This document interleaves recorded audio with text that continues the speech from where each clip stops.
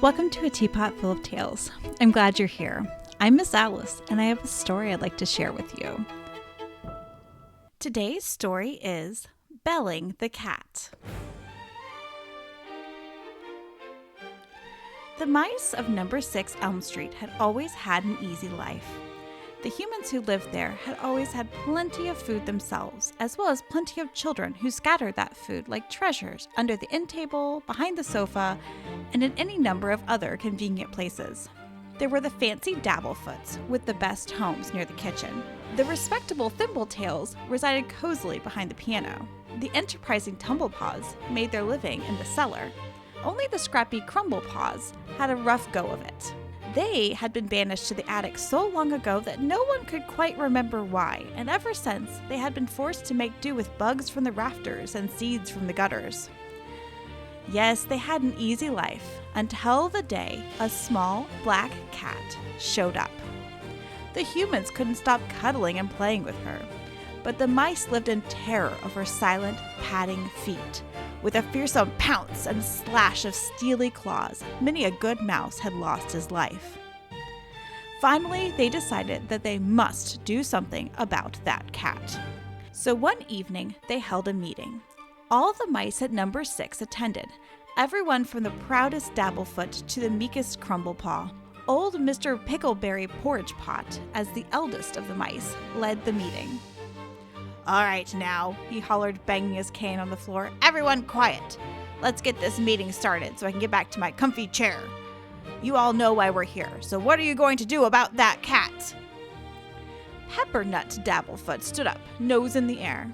"Sir, if I may, the solution is perfectly obvious. We must create some sort of contraption to trap the cat." All the mice nodded in agreement. All except Nibblekins Crumblepaws. "What kind of trap do you mean exactly?" he asked. Peppernut blinked his beady black eyes. "Why, an effective trap, of course. What does it matter to you? I don't think we need advice from a bunch of seed eaters." Nibblekins was unfazed. He was used to his family's bad reputation. Even though they were seen as outcasts, he still cared about their home and wanted to see them all safe. "It's not your fault that your comfortable life hasn't prepared you for this. Since we live in constant danger from hawks and owls, we've had to be much more resourceful. I'm sorry, but you're going to need something more than a contraption of some kind." The room erupted in shocked anger.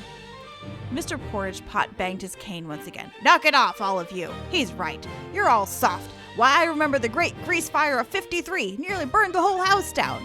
But a trap isn't the worst idea I've ever heard. Any ideas what we could use? And make it quick. It's nearly time for my evening tea." Custard Cup Thimbletail raised his paw.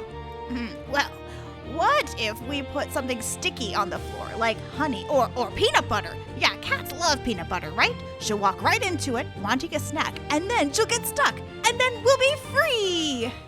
Mr. Porridge Pot nodded. "All right, but where are we going to get the peanut butter?" Poppy Seed Tumblepaws raised her paw. "Trying to trap the cat is not going to work," she said, her eyes sharp from so many nights evading shadows in the basement. "The humans will certainly free her, and then we'll be right back where we started. We Tumblepaws have lost 5 mice to this menace since she took to prowling around our basement. She is terribly sneaky, creeping up on us with silent paws before pouncing. What if we could find a way to make her less sneaky?" Poppy Seed held up a small bell. She had found it under the Christmas tree when she was a young mouse, and it had been her prized possession ever since. "We could find a string and put this round her neck. Then we could hide whenever she came near." All the mice murmured in excited agreement. But Mr. Porridge Pot laughed croakily. "Oh yes, we'll just creep down the hallway so quietly the cat's sharp ears won't hear us. We'll sneak past her claws like razors. We'll just tie the bell around her neck without getting caught in her crushing jaws. Easy as nibbling cheese. And who exactly is going to do it?" A shiver went around the room at the thought of the cat's eye popping open right in front of them. "That's what I thought. None of you are brave enough for that. Why, back in my day, I'll do it." Nibblekins had risen to his feet. His soft gray fur was flecked with the evening rays of the sun, his head held high. I will bell the cat. Don't be absurd, cried Custard Cup. You won't make it out of there alive. Nibblekins nodded. Nevertheless, I will bell the cat. Hours later, Nibblekins crept down the darkened hallway. A string had been found, and now he carried the little bell between his paws to keep it from ringing.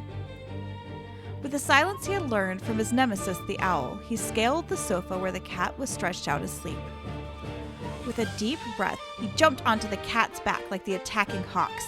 He scurried with all his practiced speed around her neck as she jumped up from her slumber.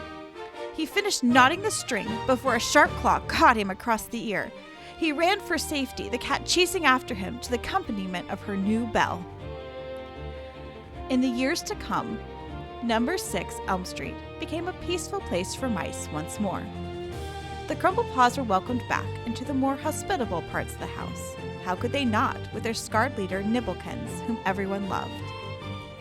There were still the old rivalries and the old squabbles, but every last mouse was glad when they heard the tinkling of the bell. And as they scurried to safety, they would thank their lucky stars for Nibblekins, the bold, the mouse who belled the cat. This has been Belling the Cat, written and produced by Alice Louise Meredith. Parents, did you know that you can get a coloring page like this story's artwork? Visit teapotfullofTales.com/015 today to get yours. Now adventure is calling. Will you answer?